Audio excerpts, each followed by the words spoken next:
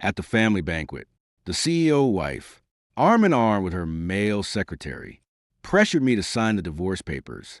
I agreed readily, then turned to my father-in-law and said, "Your daughter is nothing but a worn-out shoe. I'm pulling the 8 billion yuan cooperation deal." At the family banquet, Xia Zhuan, with EU Bai's arm linked through hers, slid the divorce agreement across the table to me. In front of over 20 members of the Xia family, she said, "Pay Yancy. Just sign it. Don't make this ugly." He Yubai stood beside her, adjusting his cufflinks with a smirk, looking like a man who'd already won. I stared at the agreement on the table. Leave with nothing. Forfeit all project dividends from the Xia Group. Acknowledge no joint property disputes during the marriage. On the last page, there was an extra clause. I voluntarily relinquish all advisory rights to the Xi'an New Energy Project and will cooperate with He Bai to complete the handover of the 8 billion yuan cooperation deal. That was the real focus tonight. The divorce was just a shell. What they truly wanted was my project authority. I looked up at Xia Zhuan. She wore a silver-white gown, diamond earrings dangling cold and lifeless. Her hand still rested on He Bai's forearm, unyielding. 3 years ago, she took over the Xia Group from old Master Xia. The outside world called her a rising star in business. Young, beautiful, decisive. But only I knew that back then. The Xia Group's capital chain had snapped. Overseas orders were in default. Banks were calling in loans. And the board was pushing her to step down. I was the one who used Bailong Capital's shell to secure her first bridge loan, was the one who pulled 7 all-nighters to redo the new energy project plan for her. And I was the one who personally placed that 8 billion yuan deal on her office desk. That day, she hugged me and said, "Yancy, I'll never forget you for the rest of my life." Now, she wanted me to leave with nothing. And she wanted me a hand over what I'd earned to the male secretary by her side. My mother-in-law, Fong Min, set her teacup down with a clatter and frowned. "Yen Shi, you need to know your place. She once already given you face. Don't drag this out." I smiled. "Face?" Xia Zhuan's gaze turned icy. What's with the sarcasm?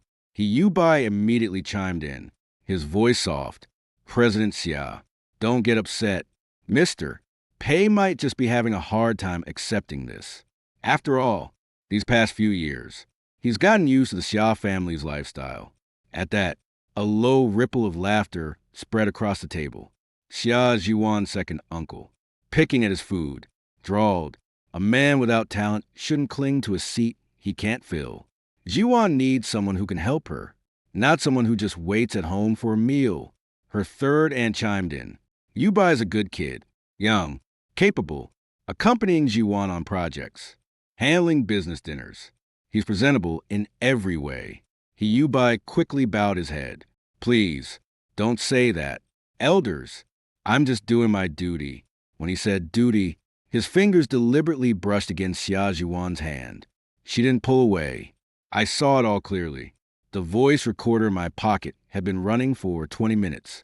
My phone's cloud drive had been syncing every moment of tonight automatically. I didn't just find out about their boundary crossing today. 3 months ago, He Yubai first used my project plan in an internal meeting. 1 month ago, he accompanied Xia Zhuan on a business trip to Jiangqing, booking only one executive suite at the hotel. 7 days ago, he posted a photo on his Moments. Xia Zhuan was asleep in the backseat of a car, and he draped his jacket over her, captioning it, "Even the strongest need someone who gets them." That post was blocked from me, but he forgot. Someone in the Xia Group's marketing department still owed me a favor. I saved all of it. No fights, no questions. I just waited for them to reach for that 8 billion yuan deal now. They finally had Xia Zhuan place the pen by my hand. "Sign it." Her tone was steady, like she was handling a routine document. "Yancy, we were married once. I won't make it hard on you. You can have that apartment in the city center, plus 3 million in compensation. Just don't show up in front of me, or you buy again." I looked at her. "You and him." Xia Zhuan's lips tightened. "Don't nitpick words." He Yubai let out a soft sigh. "Mister Pei, you've got it wrong. President Xia and I are perfectly innocent. It's just that professionally. I understand her better and can help her more than you can. I picked up the agreement, slowly flipped to the last page. Everyone expected me to make a scene. Xia Zhiwan thought so. 2. Impatience flickered in her eyes, as if she was waiting for me to break down, to question, to beg, only to be met with her colder rejection. But I just picked up the pen, scrolled my signature. The whole dining room went silent for a second. Xia Zhiwan froze. The smile on He Bai's face faltered. I set the pen down and casually slid the agreement back. Divorce. Fine, for the first time. Xia Zhiwan's gaze toward me flickered.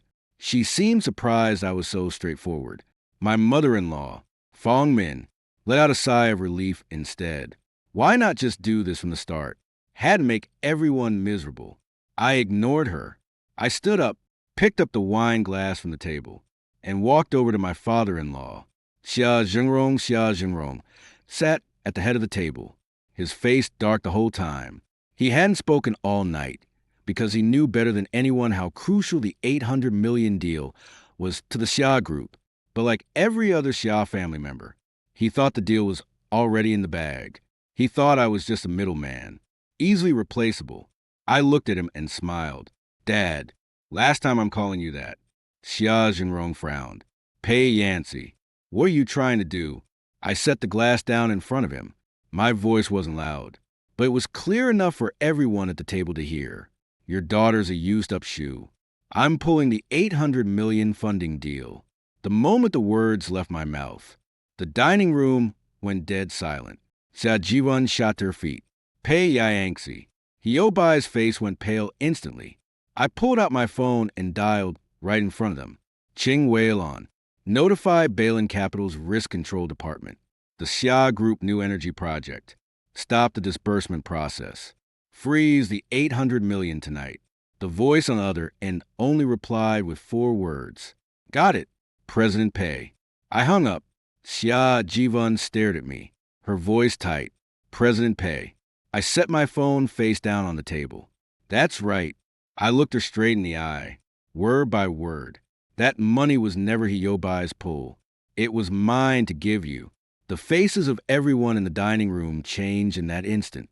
And as I turned to leave, the first sound of a chair hitting the floor behind me came from Xia Jiwan. Chapter hook. Xia Jiwan finally realized that the man she had forced to leave with nothing was the true owner of the 800 million. As I walked out of the Xia family mansion, the night wind outside was biting cold. Xia Jiwan's black Bentley was parked at the entrance. Hiobai's jacket was still sitting in the passenger seat. I glanced at it and kept walking. Behind me came the rapid clatter of high heels on the stone steps. Pei Yancy. Stop right there. Xia Jiwan chased after me. Her face was pale, her lips drained of color, but she still instinctively lifted her chin. That was her stance for every problem. Proud, dominant, refusing to bow. What did that call of yours mean? I turned to face her. Exactly what it sounded like. Don't try to scare me with this. She held back her anger. The framework agreement for the 800 million deal is already signed. The first payment is scheduled for tomorrow. You think you can just pull it now? Do you think Balin Capital is your personal bank? I laughed. You got that right. Xia Jiwan's eyes flickered, but she quickly furrowed her brow. Enough. Pei Yancy. You're just pissed I made you sign the divorce papers. Aren't you? If you want compensation, we can talk. Don't joke around with the company. She still thought I was throwing a tantrum. For 3 years, that's how it had been. When I took a drink for her, she said I was her husband. It was expected. When I revised her proposals, she said I had nothing better to do anyway. It was normal. When I secured resources for her, she said the Xia platform was big enough. People wanted to cooperate anyway. Then Hiubai showed up. He traveled with her on business, sat in on her meetings, carried her bag, shielded her from the media. She started to think Hiubai was the one who truly understood her, because when she needed it, he'd say, President Xia, you're too tired. And all I ever did was put risk reports in front of her and say, this clause can't be signed. She found me cold, a buzzkill, someone who didn't get her pressure. Now, she was treating me like a husband having an emotional meltdown. I looked at her and spoke calmly. Xia Zhuan, I warned you 3 times. She froze. I raised one finger. First time, Yu Bai presented my proposal as his own. I asked you to check the original document author. You said I was petty. Second finger. Second time, the hotel bill from the Jiangqing business trip showed only one suite. I asked you to explain. You said I didn't trust you. Third finger. Third time, Yu Bai privately contacted Balin Capital's project assistant to try to change the fund authorization. I forwarded you the email. You said he was young and eager. Xia Zhuan's face grew uglier by the second. Her lips parted, but she had no rebuttal. Because all of it was true. She just hadn't taken it seriously back then. She thought I was jealous. That I resented Yu Bai for being young, smooth talking, and good at making her happy. I gave you a chance. I said, you threw it away yourself. Xia Zhuan's fingers clenched. So, you said that in front of my parents? Anger finally flickered in her eyes. Pei Yancy, you've gone too far. I nodded, compared to you dragging your male secretary to force me to sign. I'm still not far enough. She was choked silent. Just then, Yu Bai also chased out. He wasn't wearing his jacket. His shirt collar slightly open, looking like an innocent victim caught in the crossfire. Mr. Pei, he frowned. If you have a problem with me, take it out on me. Don't hurt President Xia. I almost laughed out loud. He delivered that line too smoothly. Every time he crossed a line, he'd put himself in the victim's seat. Yu Bai. I looked at him. Did you know that in Bailong Capital's risk control system, all project contact records leave traces? His expression froze for a split second. Just a split second. But I saw it. Xia Ziyuan saw it. Too. Yu Bai quickly recovered. I don't know what you're talking about. I was just following President Xia's arrangements to push the project forward. Really? I pulled out my phone, brought up a screenshot of an email, and held it in front of Xia Ziyuan. The email was sent 7 days ago at 1:17 a.m. Zenda, Yu Bai, recipient, Lin Ku, Bailong Capital Project Assistant. The content was just one line. Pei Yancy is about to exit the Xia Corporation project. Please change the follow-up contact to Yu Bai. President Xia has verbally agreed. Xia Ziyuan's pupils contracted. She whipped her head toward Yu Bai. Yu Bai's face went pale, and he immediately explained. President Xia, I was just worried the process wouldn't keep up, so I communicated ahead. I didn't mean anything else. Verbally agreed? I asked. Yu Bai gritted his teeth. I misunderstood. Misunderstood and still attached a scanned copy of my electronic signature. I swiped to a second image. It was an authorization change request. It had my electronic signature on it, but the edges of the signature showed clear signs of being cut and pasted. Xia Zhuan stared at the screen, her face completely darkening. Yu Bai, what's going on here? Yu Bai's lips twitched. I cropped it from a previous document. I thought it was just an internal process. It wouldn't affect the actual authorization. I turned off the screen. See? He thought. I looked at Xia Zhuan. You thought, too. You both thought I was someone who could be replaced at will. Xia Zhuan was silent for a few seconds. Then her voice softened. Yan Shi, let's talk about tonight's matter back home. The divorce agreement can be put on hold first. The 800 million deal can't. Stop. Xia Corporation can't handle this shock right now. I looked at her. That sentence finally hit the point. Not stop the marriage. Now don't leave. It's the deal can't stop. I suddenly felt that 3 years of marriage was absurdly ridiculous. I asked her, if this money wasn't mine, would you have chased me out? Xia Zhuan frowned. This isn't the time to talk about that. I nodded. I understand. I pulled open the car door. My car was parked on the other side. A very ordinary black sedan. Xia Zhuan watched me get in, her voice urgent. Pei Yanxi, if you really leave today, there's no turning back. I gripped the steering wheel, looked at her. Xia Zhuan, the moment you made me sign, there was already no turning back. I started the car. In the rear view mirror, She stood at the entrance of the old mansion. He U-by beside her, reaching out to steady her. For the first time, she didn't let him touch her, but that didn't matter anymore. As my car drove out of the Xia family villa district, my phone vibrated. Chung Weilon sent a document. Xia Corporation New Energy Project Termination of Fund Release Confirmation. Below it was a line. President Pei. Xia Corporation CFO Chi Huayan just contacted me saying they have a $300 million short-term debt due tomorrow at 9 a.m. I looked at that line and smiled. So, the Xia family forced me to sign tonight, not just the divorce. They wanted to lock down the $800 million funds completely before the short-term debt exploded. I replied with 2 words. Stop it all. Chapter hook.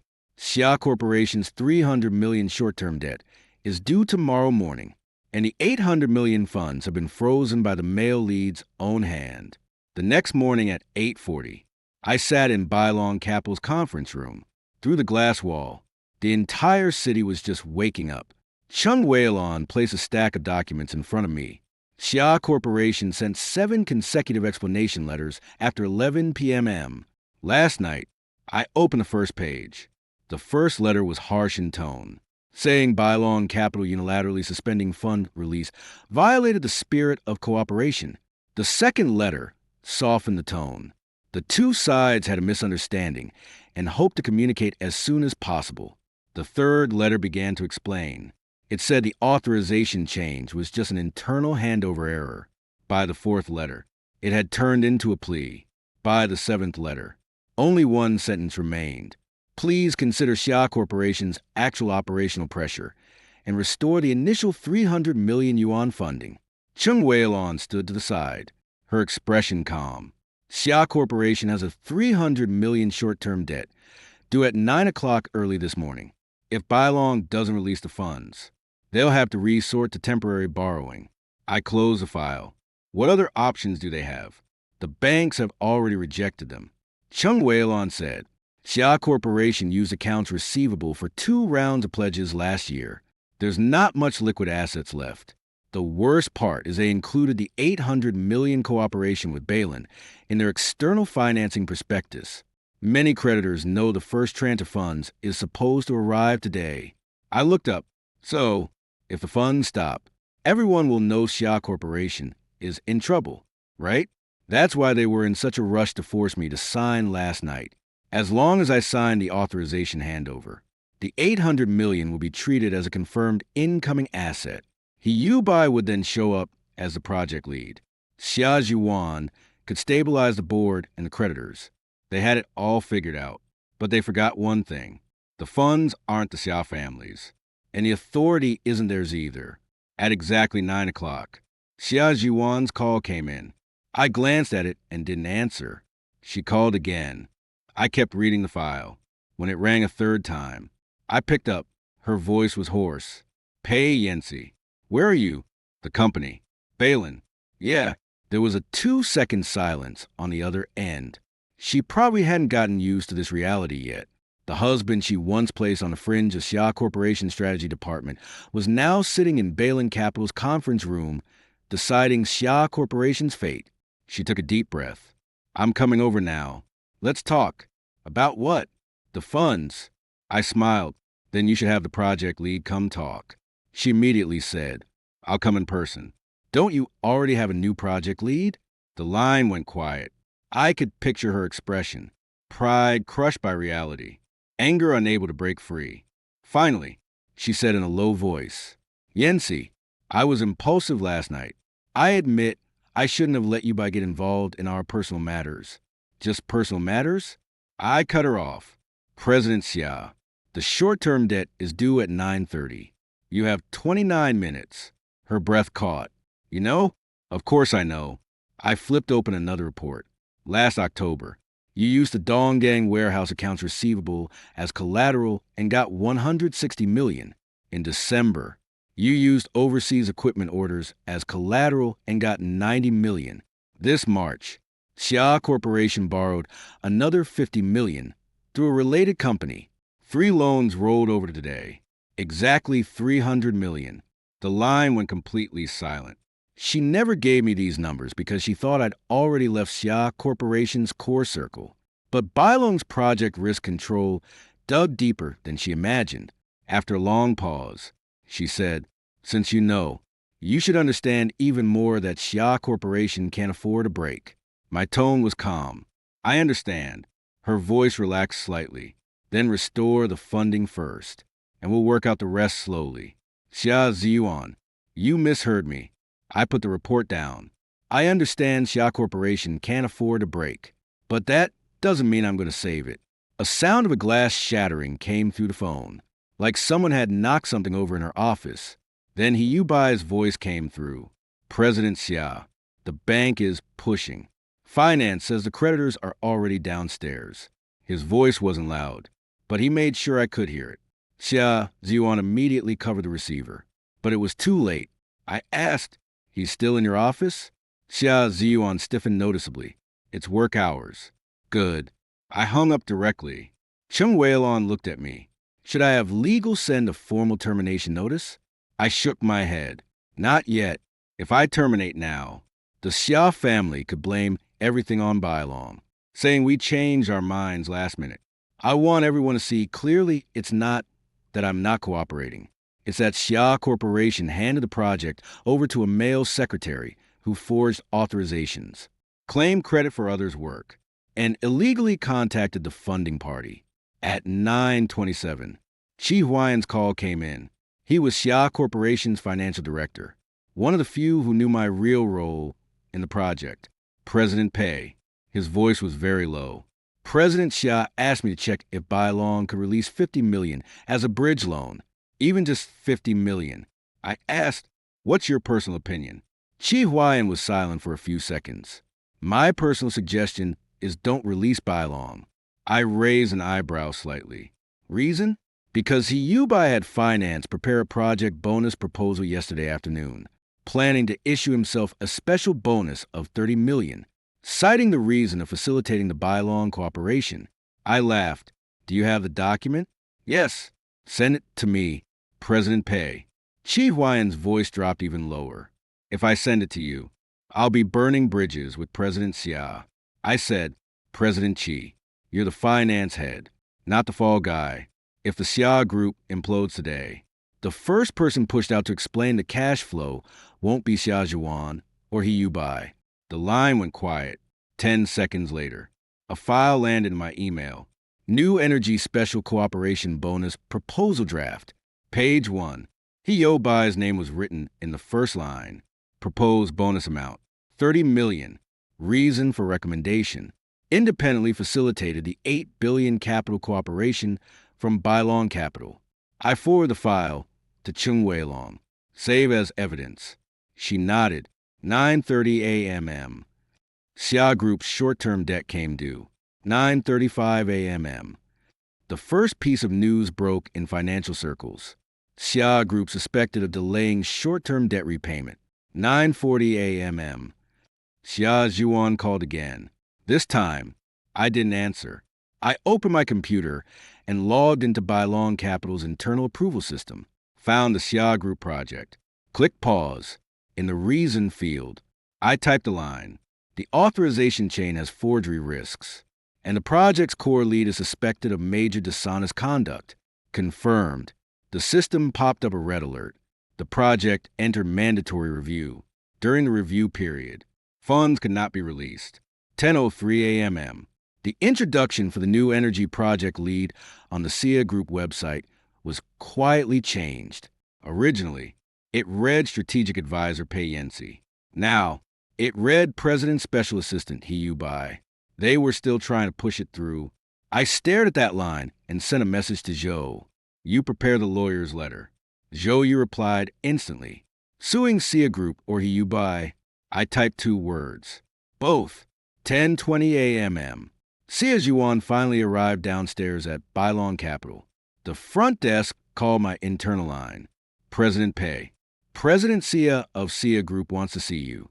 She has Mr. He with her." I stood by the floor-to-ceiling window, looking down at the familiar Bentley below. Xia Zhuan got out of the car. Hiyubai followed behind her. This time, He didn't look as smug as last night. I said to the front desk, "Let them come up." I paused. "Take them to the small conference room, not the VIP lounge." Chapter ending hook. Sia Juan brought Hiyu Bai to the door in person, unaware that the first lawyer's letter was waiting for them. When Sia Juan walked into the small conference room, her face was even colder than last night. Hiyu Bai followed behind her, holding a folder, his eyes slightly red. He knew how to play the part. Last night, he was the victor. Today, he had already switched to the innocent wrong look. I sat at the other end of the conference table. Chung Wei-Luan sat to my left with a recording device and project documents in front of her. Zhou Yu sat to my right, sharp in his suit, holding the lawyer's letter. When Sia Juan saw the setup, her steps clearly faltered. Pei Yancy. She lowered her voice. "I came here today to solve the problem, not to sue you." I gestured for her to sit, to solve the problem. "Sit down first." She didn't move. I didn't rush her. A few seconds later, she finally sat down. Hiyu Bai tried to sit next to her. I spoke up. "Mister, sit across from us." His movement froze. Xia Zhuan frowned. "He's my assistant. He's also the subject of this risk review." Chung Wei-Luan cut in. Per Bailuan Capital's procedures, the review subject cannot sit on the same side as the project lead. Xia Zhuan's face darkened. Hiyu Bai forced a smile. "It's fine. I'll sit across." As he sat down, he glanced at Xia Zhuan like he was wronged. In the past, Xia Zhuan would have immediately defended him. Not today, because she no longer had the leeway to shield him. I slid the first document across the table. "This is Bailuan Capital's official notice to suspend fund disbursement for the Xia Group New Energy Project."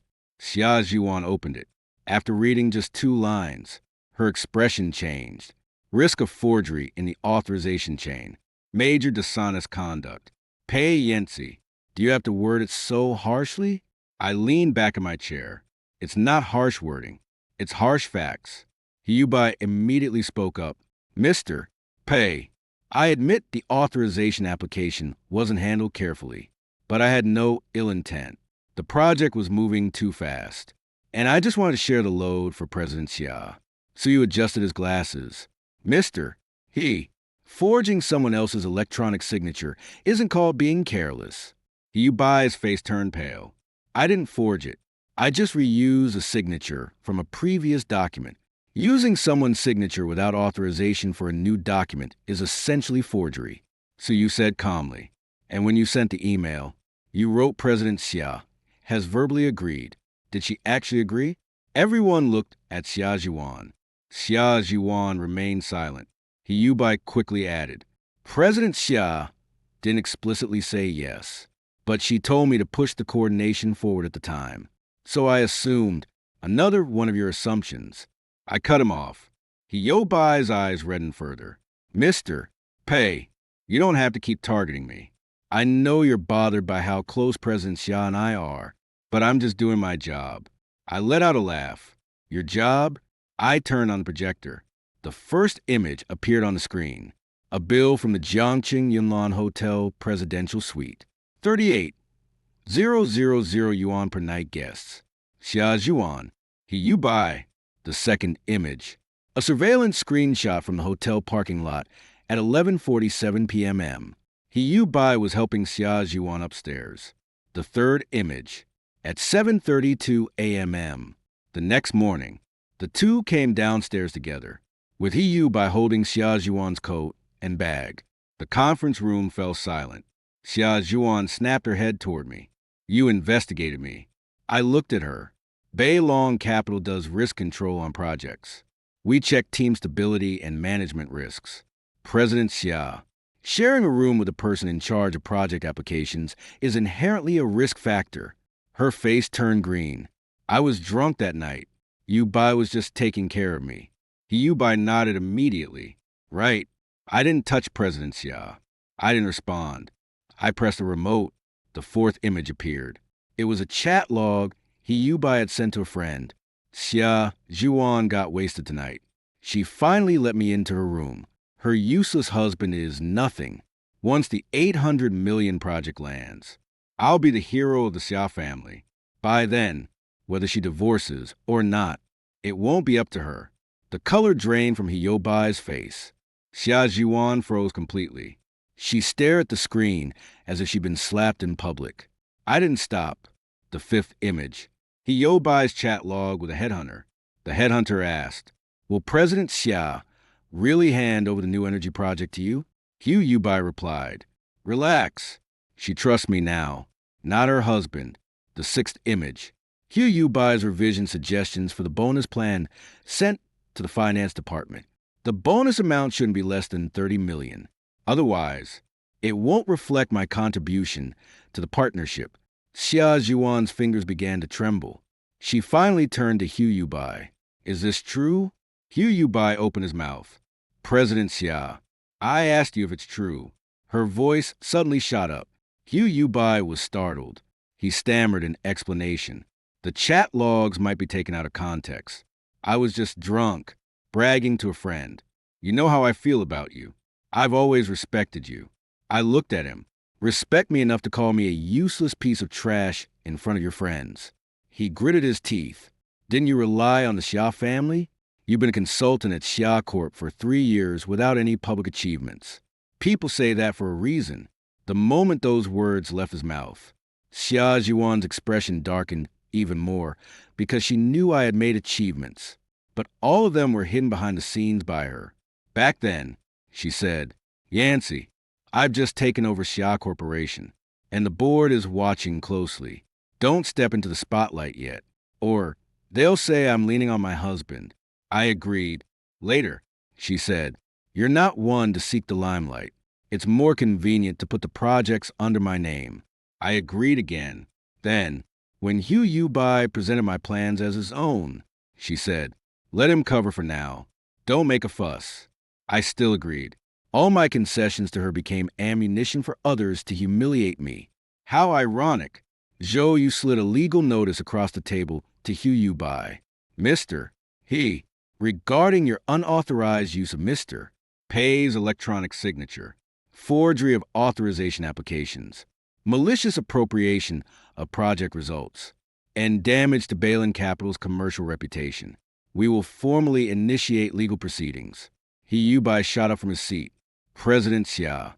He looked at Xia Zhuan, his eyes pleading for help. Xia Zhuan sat motionless. She was rarely this humiliated. She wanted to protect him, but found she couldn't because the evidence was too clear. I looked at her. "President Xia, do you still think he's more fit to be the project lead than I am?" Xia Zhuan looked up at me, her voice much lower. "Yan Shi, I admit I misjudged him, but you didn't have to go this far. I'll deal with He Yubai, and we can renegotiate the 8 billion project." I smiled. "Renegotiate?" "Yes," she said urgently. "The project was built by both of us. You can't destroy it over personal grudges." I slowly sat up straight. "Xia Zhuan, you're wrong again." I opened the last file. The project wasn't built by both of us. From the feasibility report to the capital structure, to the risk model, to the core resource connections. I'm the original author of every document. What you provided was just Xia Corporation as the executing entity. I slid the file across to her. "Now, the executing entity is disqualified." Xia Zhuan's lips went pale. I continued. "Balin Capital will initiate an alternative execution plan. Xia Corporation is no longer the only option." She jerked her head up. "You're going to give the project to someone else, not to someone else." I looked at her, word by word. "I'm taking back what's mine." He Yubai suddenly rushed over, reaching for the files on the table. Zhou Yu grabbed his wrist in one swift motion. Qing Weilong pressed the call button. Security pushed the door open. He Yubai struggled and shouted, "President Xia, I did it all for you. He just wants to destroy Xia Corporation. He never loved you." Xia Zhuan closed her eyes. I stood up. "Loving you, that was real 3 years ago. Now, it's expired chapter and hook." The mail lead announces the launch of an alternative execution plan, and Xia Corporation is about to lose its exclusive claim to the 8 billion project as He Yubai was escorted out of the conference room by security. He was still shouting Saya Jivan's name. Saya Jivan didn't chase after him. She sat in place as if all the strength had been drained from her overnight. After the conference room door closed, she finally looked up at me. Pei Yensi, let's talk alone. Chung Weilon looked at me. Joyu looked at me, too. I nodded once. They got up and left. The small conference room was left with just me and Saya Jivan. This was the first time we'd sat alone together since last night. She looked at me, her eyes complex. There was anger, panic, and a hint of belated strangeness. When did you become the actual controller of Bylong Capital? I countered. Does it matter? Yes, she said. We've been married for 3 years, and you never told me. I smiled. I never told you. She frowned. I pulled up a photo from 3 years ago on my phone. It was taken in that small apartment in the old district. The second month after our wedding, on the table was an equity trust termination agreement. I told her then that my mother had left behind a capital asset named Bylong. Saya Jivan had been busy taking a call at the time. She listened for a moment and said, casually, handle these small companies yourself. Don't bother me with them. After that, I never brought it up again. I handed her the photo.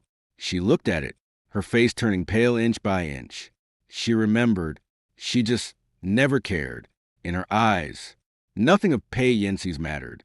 What mattered was Saya Corporation, her career, her pride. She handed the phone back, her voice strained. Then why did you stay as a regular consultant at Saya Corporation? Because you said you needed me. Her eyes trembled slightly. I went on. You said the board was full of your father's people. You said you couldn't seem too dependent on your husband. You said you'd introduce me to everyone once you were stable.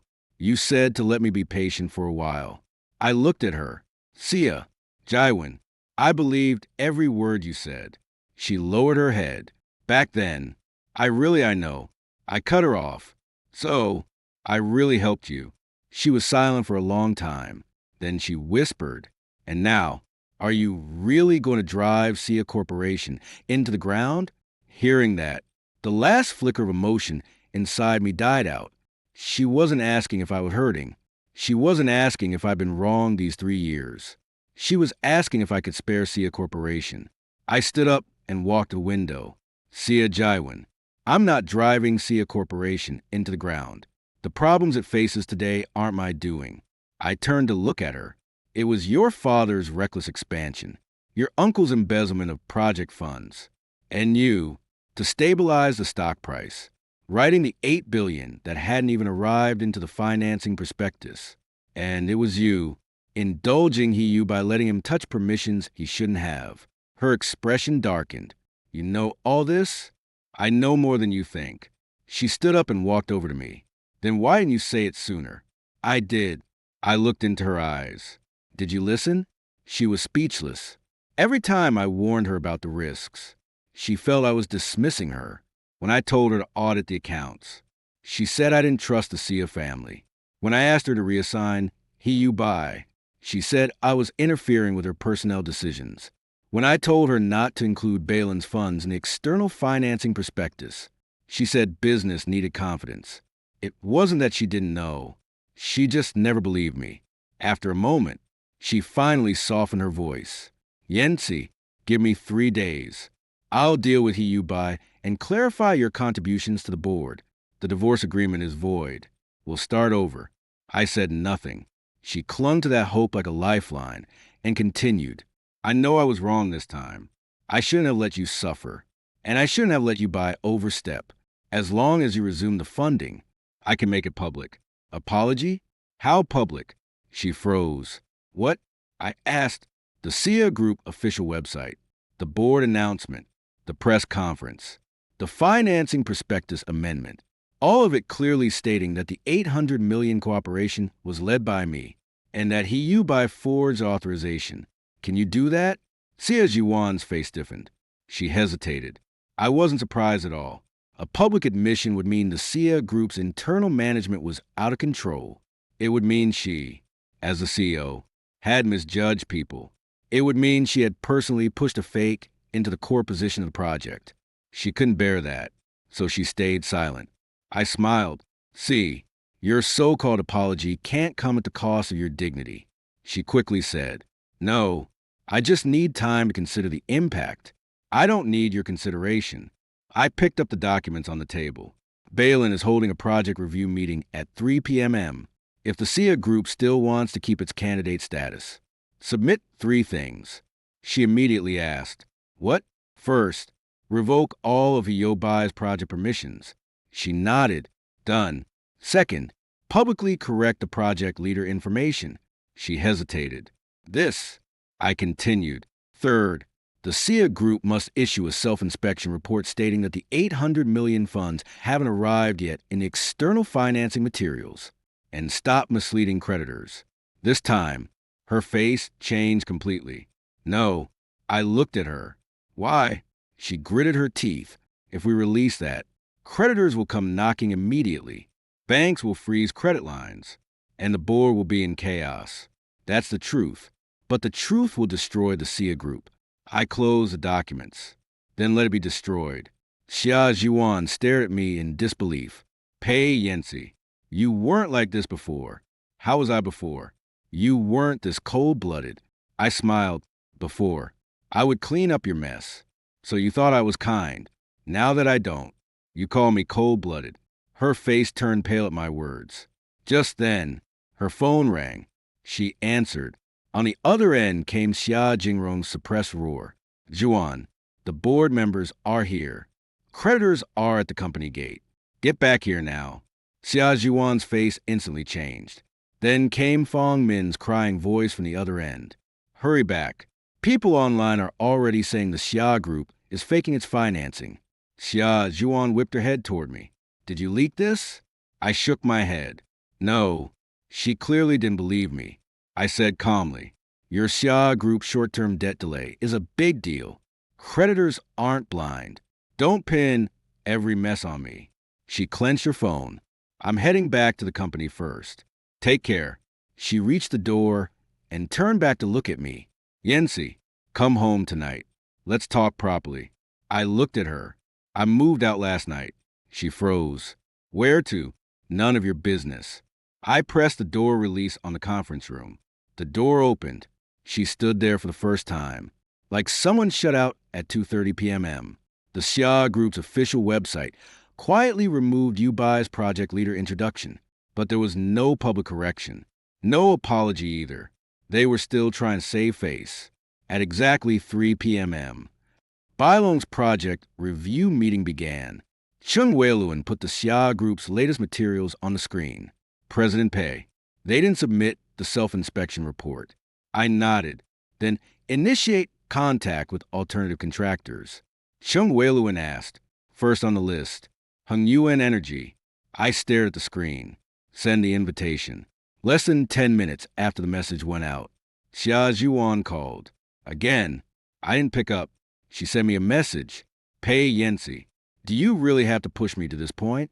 I replied to her. You pushed us to this point. Chapter hook. Bailong officially contact the replacement contractor.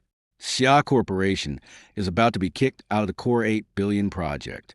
The next morning, an emergency board meeting was held at Xia Corporation. I wasn't supposed to attend, but Xia Jingrong called me personally on the phone. His voice sounded much older than last night. Yancy, come over. I didn't agree immediately. He paused for a few seconds, lowering his voice. I was inconsiderate in what I said and did last night. For the sake of our 3 years of marriage, give Xia Corporation a chance to explain. Hearing that, Dad, I only felt bitter. Last night, at the dinner table, he sat at the head, letting everyone humiliate me. He heard it all. He just tacitly allowed it, because back then, I was worthless in his eyes. Today, I'm valuable. So he's Dad. Again, I asked, does the board want to hear an explanation? Or do they want to force me to resume the loan? He didn't answer. I already understood.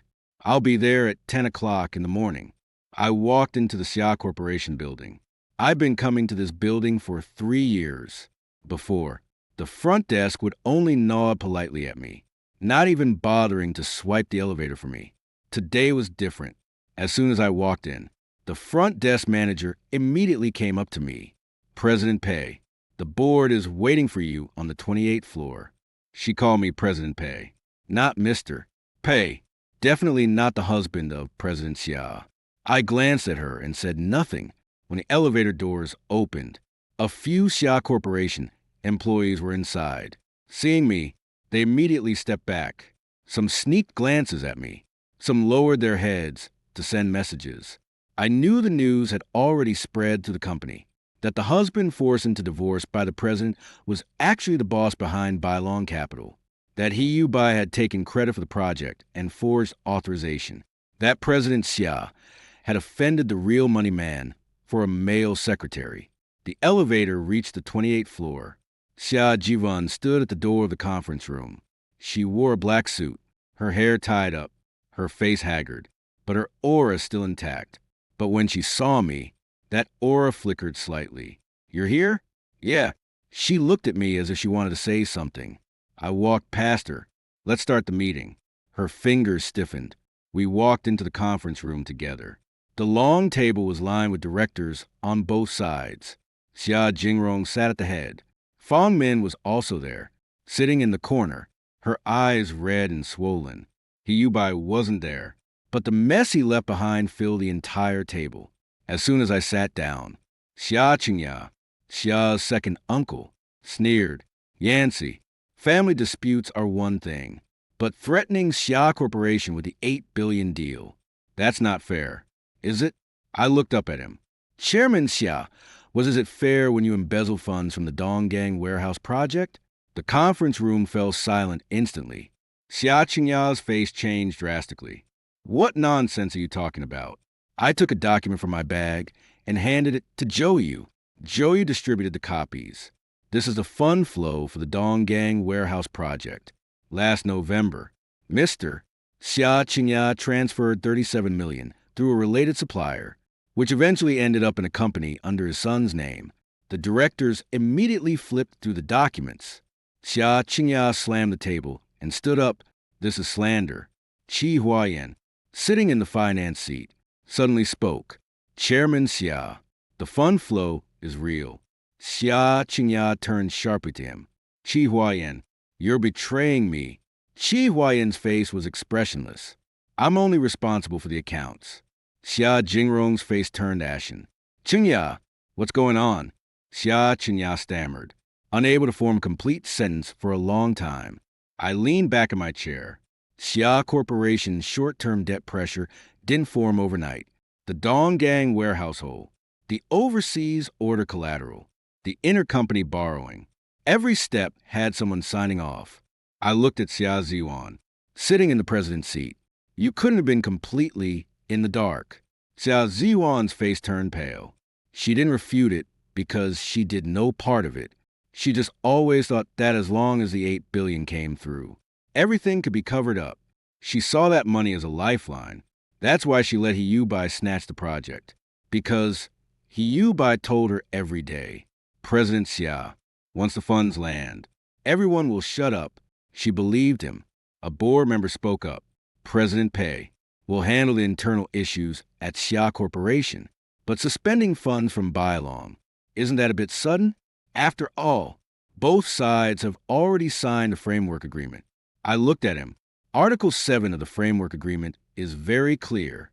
If the receiving party has material misrepresentations in information disclosure, anomalies in the authorization chain, or integrity risks with a core responsible person, the funding party has a right to suspend or terminate the disbursement. That board member fell silent. I projected the second document onto the screen. It was the original framework agreement. Article 7 was highlighted. Below it was Xia Ziyuan's signature. I looked at her. President Xia, you signed this yourself. Her lips quivered slightly. I know. I continue to open the third document. The original project proposal. Author, Pei Yancy. Creation time, June 17th. 2 years ago. Revision history spanned 132 entries. Every single revision was made by me at 1, 3, or 5 in the morning. Then I opened the PPT that He Yubai had used for his report. Creation time, 3 months ago. Author, He you buy. Content overlap with my proposal. 81%. Murmurs began in the conference room. So, it really was Pei Yensi who did it, and he you buy claimed he did it independently. Isn't that just blatant credit stealing? Xia Zhuan sat across from me, her eyes reddening. She finally saw those revision records. Too bad it was too late. I looked at all the board members. I'm not here today to beg Xia Corporation to clear my name. I'm just informing everyone that Bailong Capital won't pay for Xia Corporation's internal management chaos. Xia Zhenrong's face was grim. Yensi, Xia Corporation can fire he you buy, reclaim the bonus plan, even publicly acknowledge your contribution to the project. Can you give Xia Corporation one more chance? I looked at this once arrogant father-in-law at the family dinner yesterday. You could have stopped him from forcing me to sign. His face stiffened. You didn't. I turned to Fong Min. You could have told your daughter not to bring her male secretary to the family dinner to humiliate her husband. Fong Min's lips trembled. You didn't. I looked at Xia Zhuan. You could have asked me before I signed if I was willing to talk things out properly. Her tears finally fell. You didn't. No one spoke in the conference room. I stood up. So, the opportunity. It's not that I didn't give it. It's that your whole family wasted it together. Just then, the conference room door was shoved open. He Yubai burst in. His hair was a mess. His eyes bloodshot. President Xia, you can't fire me. I'm the one who landed the project. Pei Yensi is just using his money to get back at me. The security guard followed, trying to stop him, but failing. He Yubai rushed up to Xia Zhuan. You said you'd protect me. You said he didn't understand you. Only I did. The moment those words left his mouth, the entire board erupted. Xia Zhuan's face turned deathly pale. I looked at her. This was the person she had protected, the one who was best at dragging her down with him at the critical moment. Chapter hook. He Yubai loses control publicly, blurting out the ambiguous words Xia Zhuan once said, and the board completely explodes as a security guard pinned him down. He Yubai was still struggling. Let me go. I didn't do anything wrong. President Xia needed me. She asked me to go on business trips with her. She asked me to take over the project. Every word was like a knife, slashing at Xia Zhuan's face. She shot to her feet. He Yubai, shut up. He Yubai looked at her, his eyes a mix of resentment and panic. President Xia, are you going to throw me under the bus now? Xia Zhuan trembled with rage. You forged authorizations, stole credit for project, and secretly applied for a 30 million bonus. Did I tell you to do any of that? I did it for the company. He Yubai shouted. Without me drinking and schmoozing for you, without me shielding you from those board members, do you think you'd still be sitting in the president's seat? In the conference room, the board members' expressions grew more and more subtle. Xia Zhuan's dignity was being peeled away layer by layer. I sat to the side, not interrupting. This drama didn't need me to push it. He Yubai would play it out until it collapsed on its own. He was a smart guy, but only in the small ways. He knew how to charm Xia Zhuan, how to hand her coffee when she was tired, how to say, "You've done enough," after the board gave her a hard time. He even knew how to step on me, saying I had no ambition, saying I didn't understand the workplace, saying I was just a family burden behind President Xia. But what he didn't know was that real projects weren't won with sweet talk.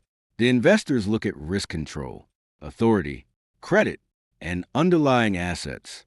If he touches something he shouldn't, traces will always be left behind. Zhou Yu spoke. Mister, you just admitted to taking over the project. On what basis? He Yubai froze. I'm Assistant Xia. An assistant is not an authorized representative. Zhou Yu pressed on. Do you have a signed authorization transfer document from Mr. Pei himself? He Yubai gritted his teeth. It's in the divorce agreement. I smiled slightly. You mean last night's copy? His eyes lit up. Yes, Pei Yensi already signed it. He voluntarily gave up the project authority. I looked at Zhou Yu. Zhou Yu took out a copy of that agreement and projected it onto the screen. On the last page, my signature was clear as day. He Yubai clung to it like a lifeline. Everyone look. He signed it. If he backs out now, It's a breach of contract. Xia Zhuan also looked at the screen.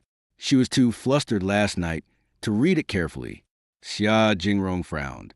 Since he signed. Zhou, you cut him off. Chairman Xia, please check the signing time. The screen zoomed in.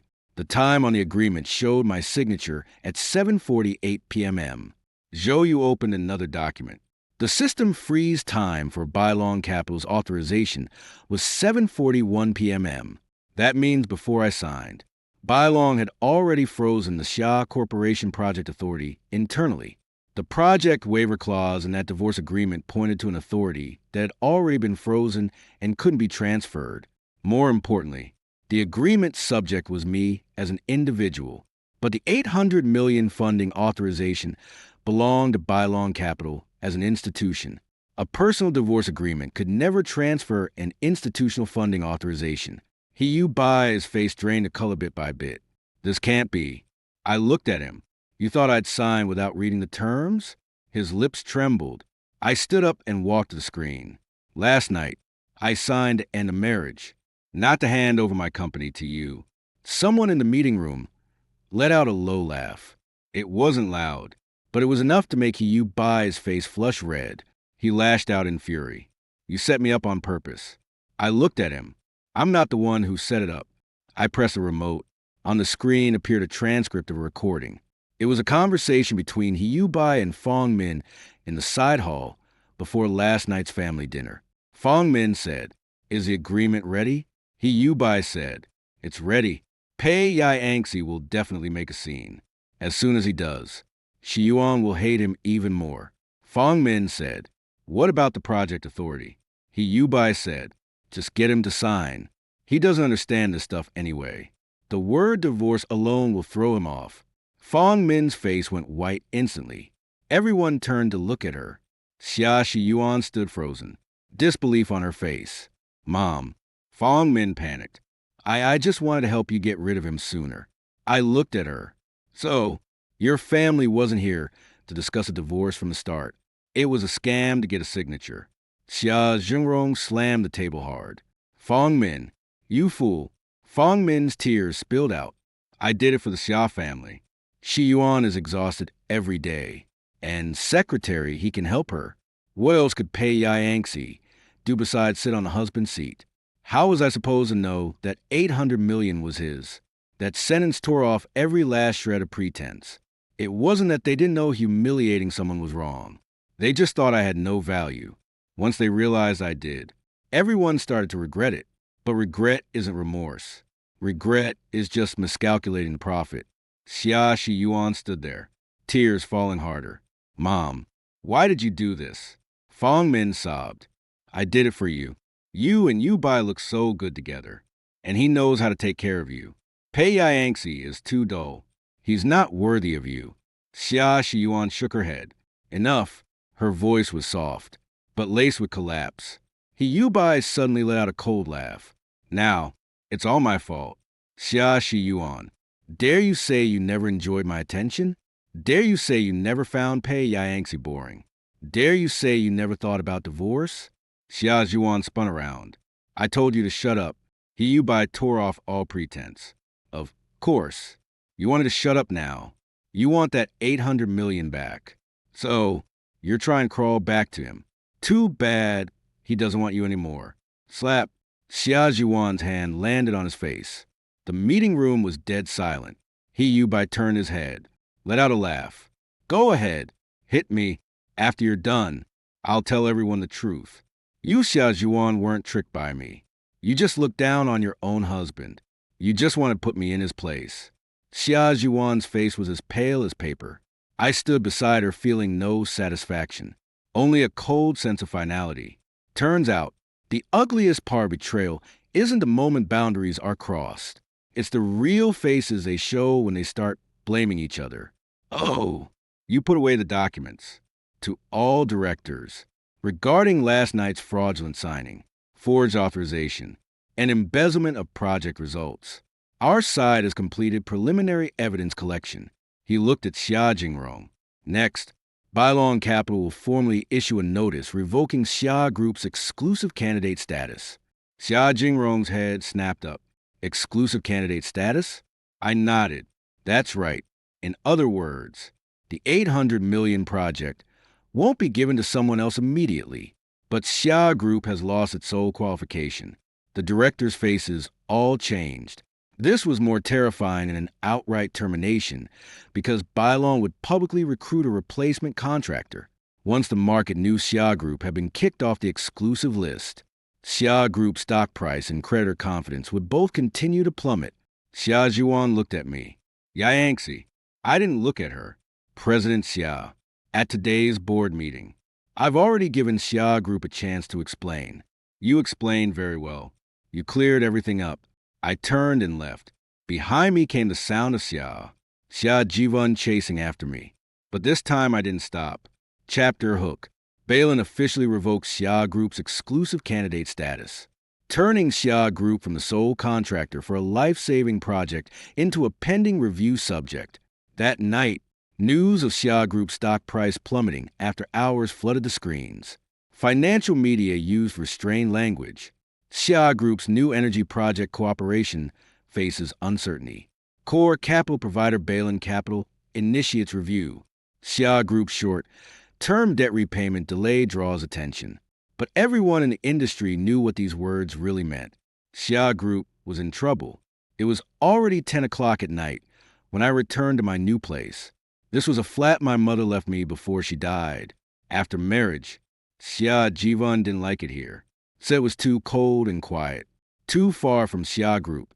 So, I moved into the wedding house arranged by Xia's family. That wedding house was lavishly decorated, but every piece of furniture screamed Xia's taste. I lived there for 3 years, yet always felt like a guest. Now, coming back here, I felt relieved instead. Had just finished showering when the doorbell rang. On the surveillance screen, Xia Jivan stood outside. She didn't bring Hiyu by or drive her alone. Her hair was windblown, her eyes red, holding a file bag in her hand. I didn't open the door. My phone rang. She was calling. I answered. Her voice was low. Yenchi, open the door. I want to talk to you. About what? About us. I stood in the living room. The light dim. We're already over. She paused for a few seconds. The divorce certificate hasn't been issued yet. The agreement is signed. The process goes through tomorrow. She got anxious. That agreement was signed when I misunderstood you. It doesn't count. I let out a laugh. What a coincidence. That's not what you said when you forced me to sign last night. Her voice trembled. I know I was wrong. I said nothing. She continued. I checked Bai's computer. He really did deceive me about a lot of things. He changed your proposal into his own, deleted the risk warnings you sent me, and deliberately had someone show me screenshots of your chat with Chung Wei Lan, saying you had a secret relationship with someone from Bailon long ago. My brow twitched. So, that's what happened. No wonder she'd been getting colder toward me lately. I told her to check Bai, and she said I was guilty. I warned her not to give Bai permissions, and she said I was afraid of being replaced. She didn't misjudge without reason. She was pushed into misjudging. But that doesn't make her innocent. The biggest responsibility of an adult is to take responsibility for their own choices. So, what? I asked. Xia Jiwan choked up. So, I was fooled by him. You were fooled by him. I said, but the one who held his arm and forced me to sign was you. Silence fell outside the door. After a long time, she whispered, back then, I really thought you. And Chung Wei Lan, what about me and Chung Wei Lan? She couldn't say it. I said it for her. You thought I got by Lan's resources through her. Thought I was flirting with her behind your back. So you retaliated. She didn't deny it. I laughed. Xia Jiwan, you're always like this. You suspect me, but never ask me. You trust others, but make me prove my innocence. If I can't prove it, you default to finding me guilty. Muffled sobs came from outside the door. There was no ripple in my heart. 3 years ago. I might have felt pity 2 years ago. I would have opened the door 1 year ago. I would have explained. Now, I just feel tired. Go back, I said. She rushed to speak. I'm not going back. Yen Xie. I can make a public apology. I can send Bai to prison. I can transfer half of the Xia Group's shares to you. Just don't leave. See, I said, you're still negotiating terms. She froze. You said you want to talk about us. But you start talking about shares, projects, compensation. Xia Jiwan, you have no idea why I'm leaving. A dull thud came from outside the door. She seemed to have knelt down on the monitor, her knees at the carpet, her back bending low. Yenci, I'm begging you, she cried. Give me one chance. I really know I was wrong. I watched her on the screen. This woman, who never bowed her head in the business, clears throat world, was finally kneeling at my door. If it were before, I would have felt like the sky was falling. But now, I just wanted to end this farce. I called Xiao Yu. Where are you? Xiao Yu said. Downstairs. Come up. 5 minutes later. The elevator doors opened. Xiao Yu walked to the door, saw Xia Jiwan kneeling there, and his expression didn't change at all.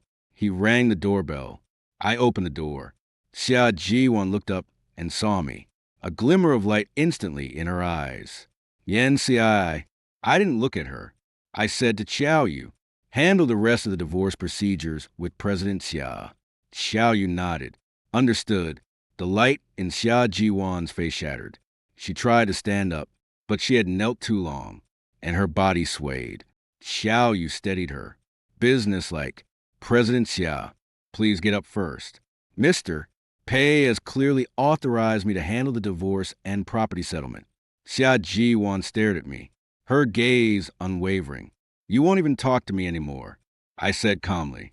Everything that needed to be said was said last night. Tears fell from her eyes. You weren't like this before. She had said that many times. I finally answered her. How I was before was because I loved you. Now, I don't love you anymore. Her whole body went rigid. I closed the door. The moment it clicked shut, she finally broke down, sobbing out loud. I stood behind the door, listening as the sound of her crying was gradually blocked by the soundproof door. I didn't look back. At 1 o'clock in the morning, Shou sent a message. President Xia refused to leave. Property management has persuaded her to go. I replied with a single MM. Immediately after, Chung Weilon sent a new batch of material.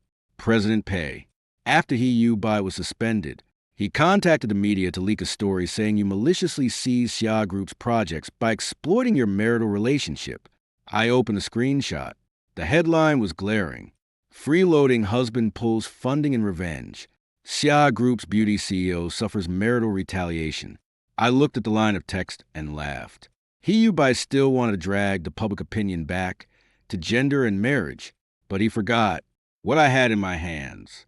More than anything else was evidence. I replied to Chung Weilon, 9 a.m. Tomorrow, hold a press conference. Chapter hook. Bai bites back, accusing the male lead of maliciously pulling funding. The male lead decides to hold a press conference to counterattack publicly. The next morning, at 8:30, the Bailong Capital press conference venue was packed with media. People from Xia Group were there. 2. Xia Zhuan sat in the front row with obvious dark circles under her eyes. Xia Zhengrong sat beside her, looking like he had aged 10 years. Fong Min wasn't there. Bai wasn't there either. But I knew he was definitely watching the live stream because this press conference was prepared for him. At 9 o'clock sharp, I walked up to the stage. The flash bulbs went off in a blaze. The first reporter's question was sharp. President Pei, there are rumors online that you maliciously withdrew the $8 billion in cooperative funding from Xia Group because of your divorce dispute. Is that true? I looked into the camera. No. A second reporter immediately followed up. Then what is the real reason Bailong suspended the cooperation? I raised my hand. The big screen lit up. The first document was a framework agreement between Bailong and Xia Group. Clause 7, the risk control suspension clause, was clearly stated. I said, Bailong suspended the funding because the authorization chain for Xia Group's project showed signs of forgery. The core liaison is suspected of forging signatures, embezzling results, and misleading the funding party. A wave of murmurs swept through the audience. A third reporter asked, "The core liaison you mentioned, is that Xia Group's president assistant? Hyubai?" "Yes." I didn't mince words. The screen switched. Hyubai's forged authorization emails. The cropping marks on the electronic signature. The original records of the project proposal. The drafted plan for the 30 million reward. One by one, I laid them out. Each copy had key information redacted, but enough to prove the facts. The shutter sounds from the press area barely stopped. Xia Jiyuan sat in the front row, her face growing paler by the second. I didn't look at her. I continued, at the same time. In Xia Corporation's external fundraising materials, the 800 million yuan that had not yet been fully disbursed was described as confirmed and available support. This behavior poses a risk of misleading creditors. The moment those words left my mouth, Xia Zhirong's head snapped up. The reporters were fully fired up. "Mr. Pei, are you implying that Xia Corporation is involved in false disclosure of financing information? The relevant facts will be determined by regulatory and audit conclusions."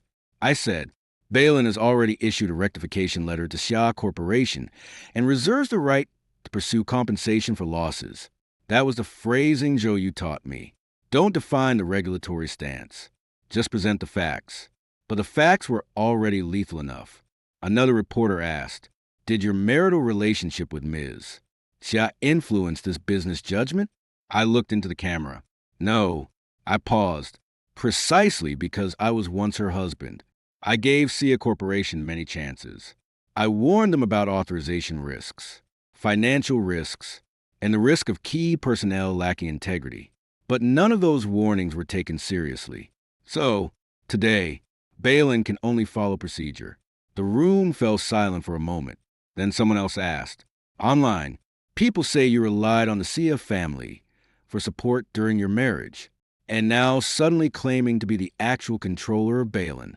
Does that involve identity manipulation?" I smiled. "That's a good question." The screen switched to Balin Capital's equity structure. Ultimate beneficiary, Pei Yanxi.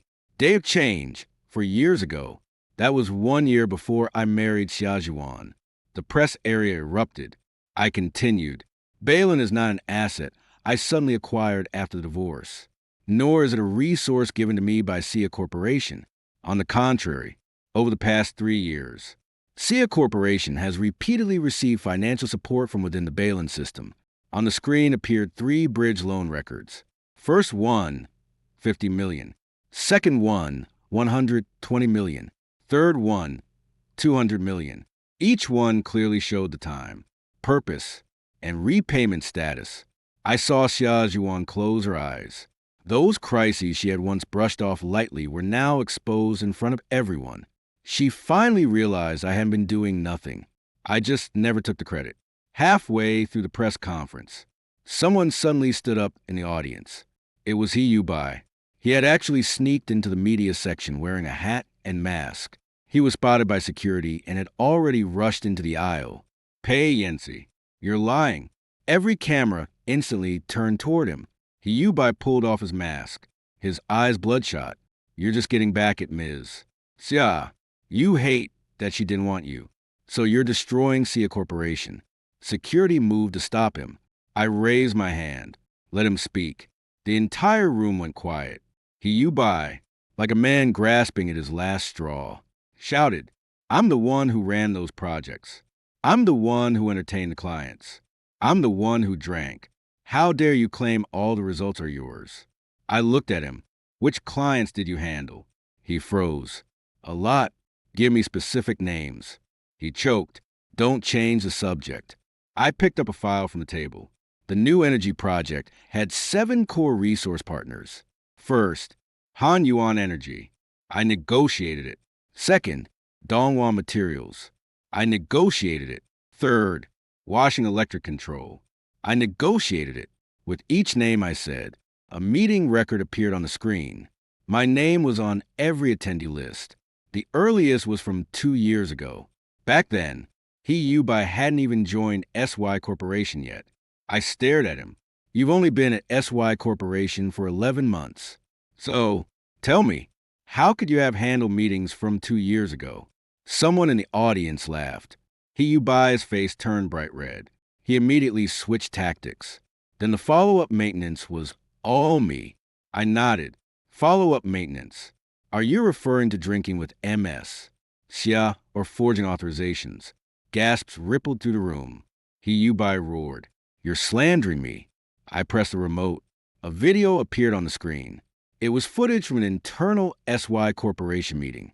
He Yubai was standing in front of the conference room, giving a report. He said, I've basically secured Bay Long Capital. They have a high opinion of my personal abilities. The next second, the video cut to a phone call he made in the hallway after the meeting. He said to the person on the other end, that idiot Pei Yancey still doesn't know I've turned his proposal into mine. MS, Xia is sick of him now. He'll never recover. The room exploded. He Yubai stood frozen. He had no idea how that video surfaced. But it was simple. SY Corporation's meeting room surveillance is under the administrative department's control. The administrative manager's younger brother once owed me a favor after a supplier dispute. I never help people casually, but those I've helped, they remember me. Xia Zhuan sat in the first row, tears silently streaming down. She heard it. Everyone heard it. The person she once trusted implicitly was bad-mouthing her husband like this behind his back. He Yubai tried to defend himself. Zhou Yu had already stood up. Mister, you are suspected of commercial defamation, forgery of authorization, and infringement of trade secrets. We have reported this to the police and submitted an application for evidence preservation to the court. 2 staff members approached He Yubai. He panicked. President Xia, save me. I did it all because I like you. He shouted at Xia Zhuan. Xia Zhuan didn't move. She just looked up at me. In her eyes, there was regret, pain, and a complete awakening. But the awakening came too late. As the Yubai was taken away, he kept shouting, Xia Zhuan, you can't do this to me. You said I was the one who understood you best. The media cameras captured it all. After the press conference, Xia Zhuan stopped me in the hallway. Her voice was hoarse. Yan Shi, I will make a public apology. I looked at her. Now, she nodded. Now for me or for Xia Corporation. Her eyes reddened. Both. I smiled. Then it's still more for Xia Corporation. Her face turned pale. I walked past her. Xia Zhuan, don't chase after me anymore. You can't catch up anymore. Chapter hook. The press conference completely exposed He Yubai and finally forced Xia Zhuan to decide on a public apology. But the male lead no longer accepts it. 3 days after the press conference, He Yubai was officially placed under investigation. A large amount of project materials were found on his computer. There were original copies of my plans. There were versions with his name altered to claim authorship and several media drafts that hadn't been sent out yet. The headlines were one more vicious than the last. Playboy's son-in-law manipulates his wife's company. Female CEO's marital trap. Husband uses capital to pressure her. Pei Yaangxi Abalin suspected of transferring marital assets during marriage. He originally wanted to paint me as someone who profited from marriage. Too bad his chain of evidence wasn't finished being fabricated before I shattered it. I thought this matter was clear enough by now until Zhou Yu brought me a new file. This was recovered from He Yubai's email. I opened it. The file was titled Post-Divorce Public Opinion and Equity Stabilization Plan. The creation date was 2 months ago. After reading the first page, my fingers stopped. 2 months ago. That meant the family banquet forcing me to divorce wasn't a spur-of-the-moment decision. They had been preparing for a long time. The plan was written very clearly. Step 1. Create the image of Pei Yaangxi losing emotional control. Step 2. Have the Xia family elders apply pressure to force him to sign a clean break agreement. Step 3. Attribute the success of the 8 billion project to He Yubai to stabilize the board. Step 4. If Pei Yaangxi retaliates, use marital disputes to downplay the commercial controversy. On the last page, there was even a note from Xia Zhuan. The wording is too aggressive. Don't provoke Yaangxi. I stared at that line for a long time. Zhou Yu stood beside me, silent. I closed the file. She saw it. Yes, Zhou said, but judging from the note, she probably wasn't involved in the entire planning. It's more like Yubai submitted the plan to her, and she didn't reject it, only asked for a gentler approach. I laughed. This was even more ridiculous than her being completely unaware. She knew. She knew someone was designing my exit. She didn't stop it. She just didn't want the scene to be too ugly. So that night at the family banquet, she said, "Don't make it too ugly." So, that line wasn't improvised. It was the tone set in the plan. I asked Zhou, "Does Xia Zhuan know we have this file?" "Not yet. Send it to her." Zhou glanced at me. "Are you sure?" "I'm sure." I wanted her to see it with her own eyes. She thought she was just deceived by Yubai. But the real harm wasn't being deceived. It was that, in her half-belief, half-doubt, she still chose to sacrifice me. 10 minutes after the file was sent, Xia Zhuan called. I answered. Her voice trembled. "Yan Shi, I can explain that plan." "I'm listening." She spoke rapidly. Yubai said at the time that if we divorced, we had to control the public opinion, or it would affect Xia Corporation's stock price. I just glanced at it. I never agreed to execute it. "You didn't agree." I said, "But you also didn't tell me." The line went silent. I continued. 2 months ago, you already knew someone was trying to kick me out with nothing, trying to give the project credit to Yubai. You said nothing." She choked up. "I was a mess back then. I thought you and Chung Weilon had something going on. I thought you were covering your own ass. Too. So, you covered yours. Too." She sobbed. I was wrong. Those 3 words. She'd said them a lot lately. But each time, it was later than the last. I asked her, "Xia Zhuan, when exactly did you want a divorce?" Silence on the other end stretched on long enough that I thought she wouldn't answer. Finally, her voice was barely a whisper. "From the first time I asked you to look into Yubai." I closed my eyes. That early? It was after the internal project meeting at Xia Corporation.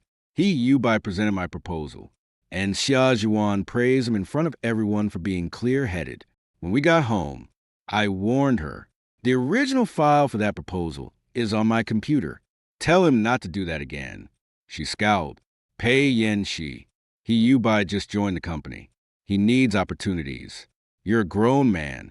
Why do you have to nitpick a newbie?" I said, "This isn't nitpicking. It's boundaries." She shot back. "When I was at my lowest, he was there for me. All you do is find fault. What else can you do?" After that day, she started coming home late, started ignoring my calls, started bringing Yubai to more and more events. So, back then, she already thought I was in the way? I asked softly, "Why?" She cried, "Because you always see the problems." I froze for a second. She went on, "I was under so much pressure back then. The company was strapped for cash. The board was breathing down my neck. My parents, too. Every time you showed me something, it was risks, loopholes, things we couldn't do. I knew you were right, but I was so damn tired. Yubai was different.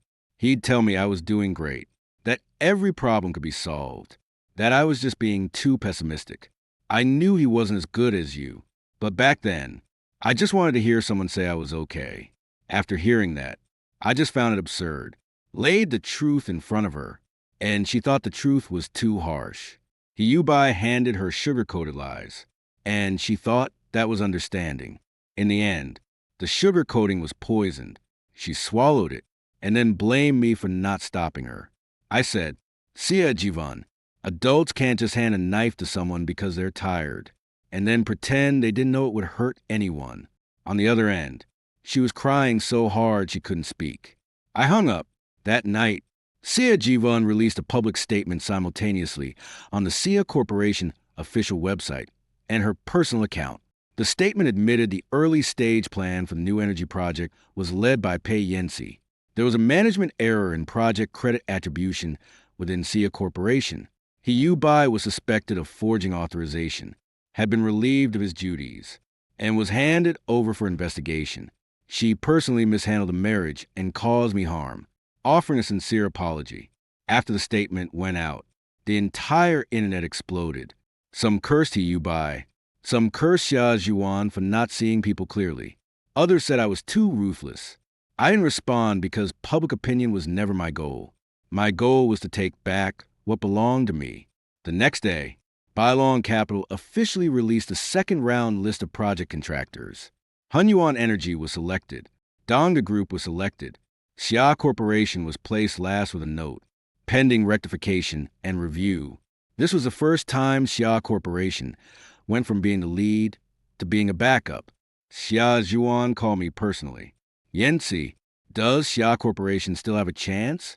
I said, the company does. Her breath hitched. What about me? I looked out the window. You don't. Chapter hook. Xia Zhuan publicly apologizes. Xia Corporation is relegated to backup, and the male lead makes it clear to her the company can still negotiate. But she never has a chance again. Month later, the Xia Corporation rectification hearing was held. It took place in the largest conference hall at Bailong Capital. This time, it wasn't just Xia Corporation. Hunyuan Energy, Donga Group, and 2 other candidate companies were all there. The 800 million project had entered its final review. Xia Zhuan was there, too. She wore a navy blue suit, and she looked like she'd lost a lot of weight. Past month had been the toughest time for Xia Corporation. He Yu Bai was under investigation. Fong Min, for her involvement in the fake signature scheme, was sent abroad by Xia Jingrong to lie low. Xia Qingye was suspended from the board for embezzling funds. Qi Huan took over the financial restructuring. Xia Zhuan personally ran around to creditors, sold off 2 non-core assets, and patched up the short-term debt hole. She had finally started doing the right things, but the right things came too late. At the review meeting, Hunyuan Energy presented first. They had stable capital and a strong supply chain, but they lacked Xia Corporation's original channels. Donghua Group went second. They had the skills, but not enough scale to take on the job. Finally, it was Xia Corporation's turn. Xia Zhuan stepped onto the stage and opened her file. This time, she didn't sugarcoat it. The first page was a self-inspection report. The second page showed the financial rectification results. The third page listed the management accountability roster. The fourth page was a project restructuring plan. In the person in charge column, she wrote Qi Huayan's name. Not her own, she said. Xia Corporation's biggest problem before was bringing personal emotions into company decisions. As the president, I take full responsibility. The conference room was dead silent. She continued, Xia Corporation is willing to accept stricter oversight from Bailong Capital, set up a joint account for project funds, and cede some management authority to ensure the project proceeds safely. She spoke steadily. No sob story. No mention of marriage. No glance at me. I knew she had finally learned to separate work from feelings. But the moment she learned it, we were already over. After the review, everyone filed out. Xia Zhuan waited for me at the end of the hallway. Can we talk for a bit? I checked the time. 10 minutes. She gave a bitter smile. Now I have to see you by the minute. I didn't respond. She pulled a small box from her bag, opened it. Inside were our wedding rings. Mine I'd left it on the Xia family dining table after last night's dinner. She kept it all along. I wanted to return this to you. I stared at the ring. 3 years ago, when I slipped it on my finger, I thought it was forever. Now, it was just a wrong turn. I took the box, but didn't take out the ring. Thanks. Xia Zhuan's eyes reddened. Yancy, I know you won't look back. Her voice was low. I'm not here to beg for a reconciliation today. I was a little surprised. She looked at me, forcing a smile. I just wanted to tell you CA Corporation will accept the review results. If Balin doesn't pick us in the end, I'll take it. I nodded. That's what you should do. She took a deep breath. And I'm sorry. This time, no excuses. No, I was tricked. No, I was under too much pressure. No, He Yu Bai misled me. Just a single apology. I looked at her. I accept the apology. Her eyes flickered with a faint light. The next second, I said, but that doesn't mean forgiveness. That light slowly dimmed. She nodded. I know. I turned to leave. She suddenly called out, Pei Yancy. I stopped. Will you ever think of me sometimes? I didn't turn around. Yes, her breath hitched. I said, to remind myself never to hand over my bottom line to anyone again. Silence behind me. I stepped into the elevator. Just before the doors closed, I saw A1 standing in the hallway, tears streaming down her face. But she didn't chase after me. In that moment, I knew she truly understood. But I also knew I was never going back. 3 days later, Balin Capital announced the final results. The 800 million project would use a joint undertaking plan. Hongyu and Energy handled the production base. Dongha Group handled the technical upgrades. CA Corporation only kept the channels and partial operations, with the project funds fully managed by Balin. In other words, CA Corporation survived, but it was no longer the lead.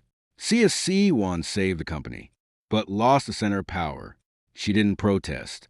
She just sent me a message after the results came out. Thank you for not destroying CA Corporation completely. I looked at the message and replied one last time. What I destroyed was never the company, just your illusions. After sending it, I blocked her. The divorce went quickly at the Civil Affairs Bureau. Xia Zhuan arrived before me. She wore a simple white shirt, holding the documents.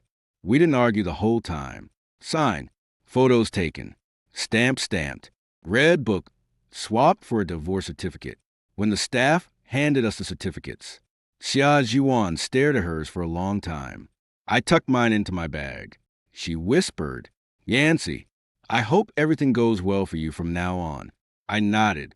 You too. She gave a bitter smile. You won't even hate me anymore. I looked at her. Hate takes effort. I don't want any more ties with you. Her tears welled up again, but she held them back. We walked out of the bureau. The sunlight was bright at the entrance. She stood on the steps, like she wanted to say something else. I didn't wait. The driver opened the car door for me. Before I got into the car, I handed Zhou the small box holding the wedding ring. Get rid of it. Zhou asked. Sell it. I looked out the window. Donate it. The only thing of any real value left from that marriage. Let it do something meaningful. The car started. In the rear view mirror, Xia Zhuan's figure grew smaller and smaller until she was completely out of sight. Chapter hook. The male lead finished the divorce, blocked Xia Zhuan, and donated the wedding ring, completing an irreversible, clean break. 6 months later, the first phase of Bailong Capital's new energy project officially launched.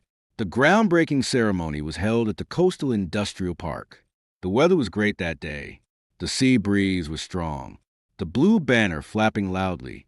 I stood below the stage, watching the construction machinery slowly start up. The chairman of Honyuan Energy smiled at me and said, President Pei, back then, it was a good thing you didn't hand the entire project over to Xia Corporation. Otherwise, things might not be this smooth today. I smiled. Projects don't recognize emotions, only rules. The head of Dongha Group nodded in agreement. Belong's co-management mechanism is tough, but it's definitely stable. Chung Wei Lon stood beside me and handed me a progress report that Channel Part Xia Corporation is responsible for. Has been completed well. Chi Huan is very cautious now. All fund applications are submitted 3 days in advance. I nodded. Follow the process. She glanced at me. Xia Zhiwan is here today. I followed her gaze. In the distance, Xia Zhiwan stood within the Xia Corporation team. She wasn't wearing those overly aggressive formal dresses anymore. A gray suit, her hair neatly tied back, her expression much calmer. When she saw me, she gave a slight nod. I nodded back. That was it. He Bai wasn't by her side. He Bai's case had already been decided. Forged authorization, trade secret infringement, commercial defamation, multiple charges combined. The day he went in, the media dug up the video of his press conference meltdown again. The comment section was full of mockery. He once thought he could step on me to rise. In the end, he became the laughingstock of the entire financial circle.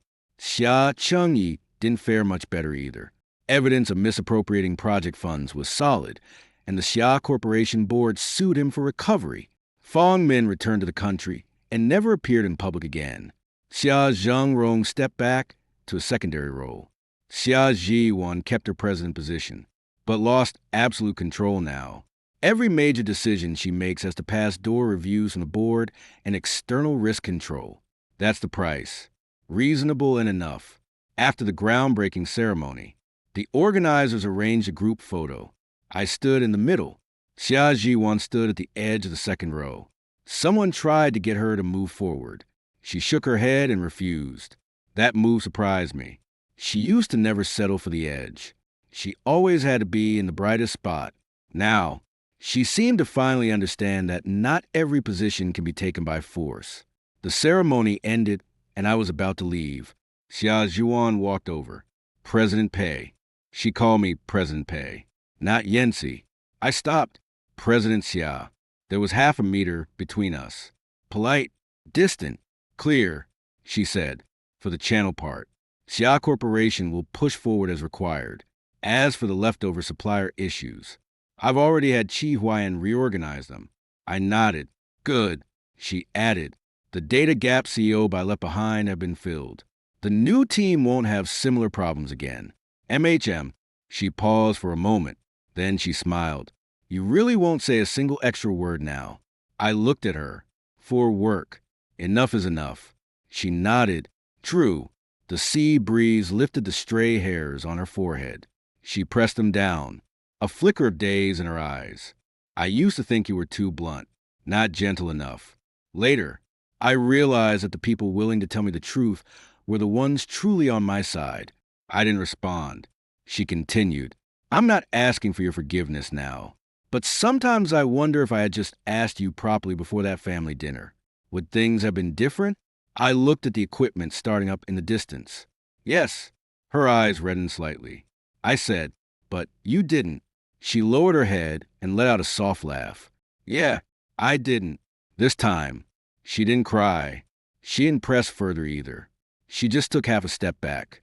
Then I wish you all the best from now on. I said, thank you. I turned and got into the car. As the door closed, I didn't look back. The driver asked, President Pei, back to the company? I glanced at my phone. Belong's next project review meeting was in 2 hours. Back to the company. The car drove out of the industrial park. The coastal road was wide. Sunlight spreading across the pavement like a clean, new line.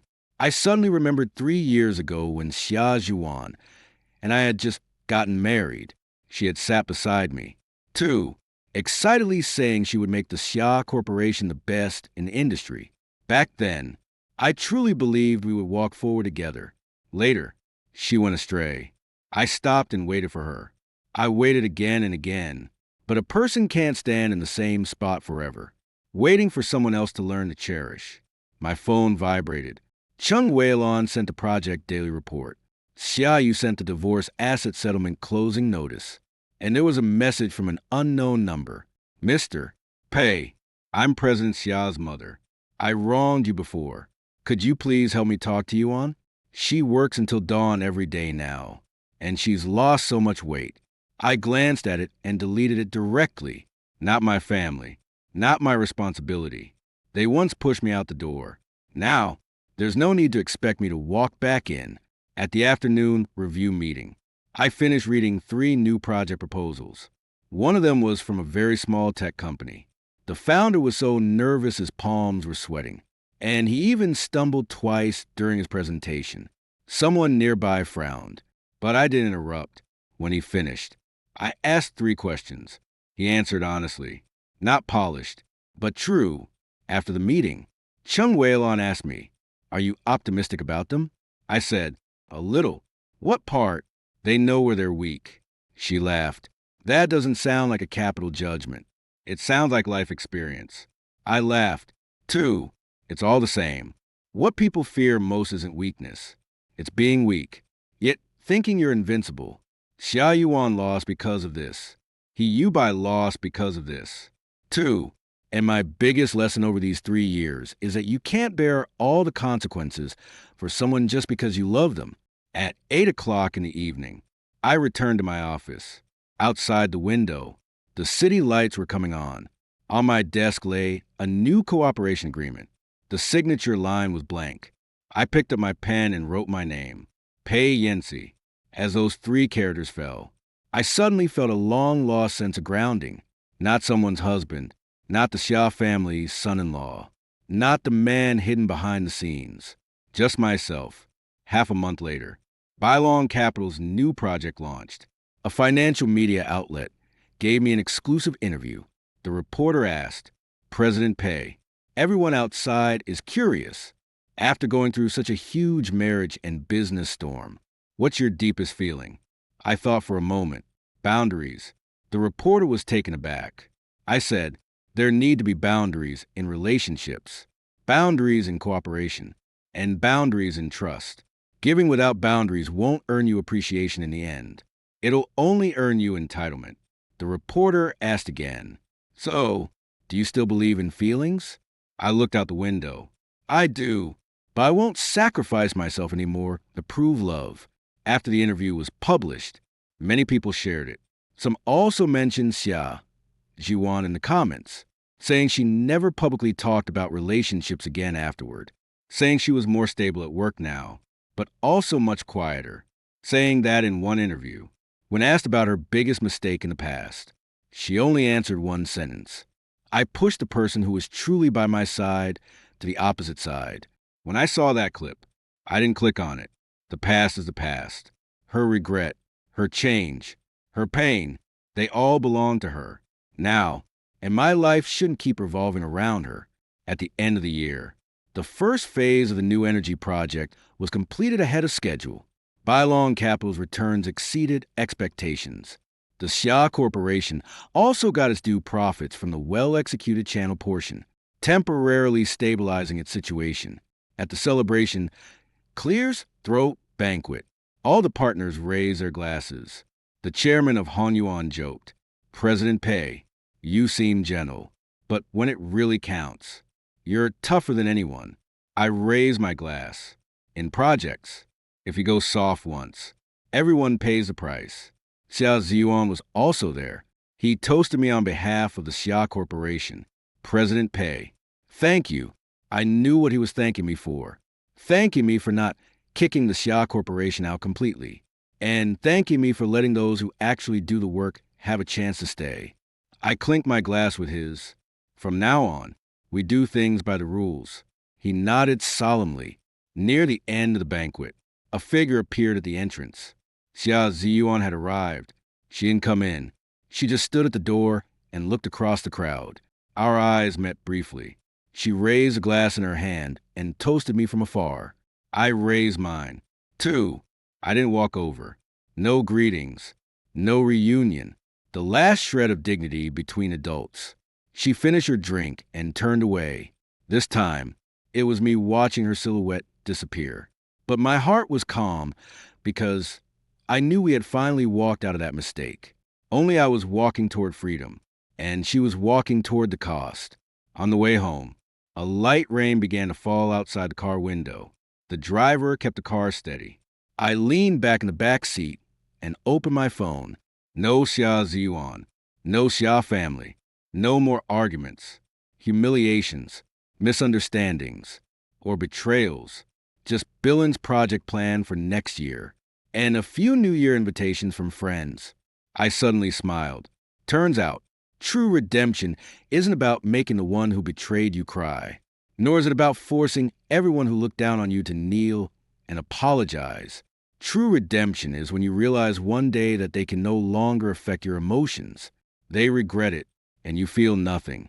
They fall, and you don't look back. They think of you, and you're already far ahead. The car stopped at the building. I pushed the door open and stepped out. The rain was light, the air crisp. I didn't take an umbrella. Walking slowly into the building, the elevator mirror reflected my face. Calm, clear, clean. I remember that night at the family banquet when Xia Ziyuan arm in arm with Liu Bei pushed the divorce papers toward me. Everyone waited for me to break down, but they didn't know that wasn't my end. That was the first second of my new beginning. I got home and turned on the light. The living room brightened. On the table lay new project documents, and beside them a donation receipt from Zhou Yu. The wedding rings have been auctioned off and donated to a legal aid fund. The last line of the receipt read, used to assist a vulnerable party in marriage and property disputes. I stared at it for a long time, then smiled softly. This was good. Even a wrong marriage left behind a right use. I put the receipt into the drawer, then closed the drawer, just like closing those 3 years. My phone screen lit up. Chung Wei-lon sent a message. Mr. Pei, new project kickoff meeting at 9 a.m. tomorrow. I replied, on time. The rain outside stopped. The city lights became clear again. I stood by the window, finishing the last sip of water. No regrets. No looking back. Because I finally understood that a man's true dignity isn't proving he's stronger than anyone else. It's being able to take back his heart, resources, and life with his own hands after being betrayed, humiliated, and misunderstood. From now on, I only stop for those worth it. Only pay for clear choices. As for Xia Zhuan, as for the Xia family, as for all the laughter at that family banquet, they've all been left behind. I move forward. Ahead is my life.